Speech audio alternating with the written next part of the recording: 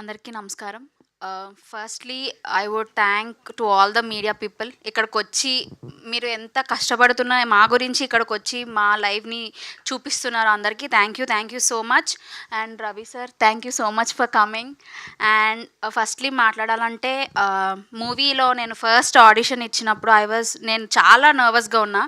Because నాకు ఇది వస్తదా? రాదా? అని చాలా టెన్షన్‌గా ఉన్నా. బికాజ్ కొంచెం స్లాంగ్ ఇష్యూ వచ్చింది. నేను బేసికలీ వైజాగ్ నుంచే అయినా సరే నేను ఆ స్లాంగ్ కొంచెం తీసుకోలేకపోయాను. బట్ డైరెక్టర్ సార్ నిజంగా చాలా చాలా thank you sir. Thank you so much. నన్ను సపోర్ట్ చేసి నాకు స్లాంగ్ నేర్పించి అండ్ బాగా చూసుకున్నారు మూవీలో కూడా.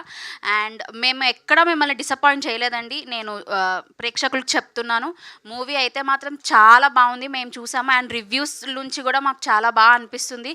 మీరందరూ ఖచ్చితంగా థియేటర్స్కి రండి, చూడండి. మీ 2 అవర్స్ ఇంకా మీరు ఎలాంటి స్ట్రెస్ ఉన్నా సరే మీకు వెళ్ళిపోతుంది.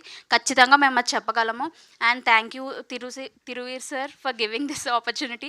And Tina and Rohan and నాతో పాటు చేసిన మా నరేంద్ర గారికి కూడా థ్యాంక్ యూ సో మచ్.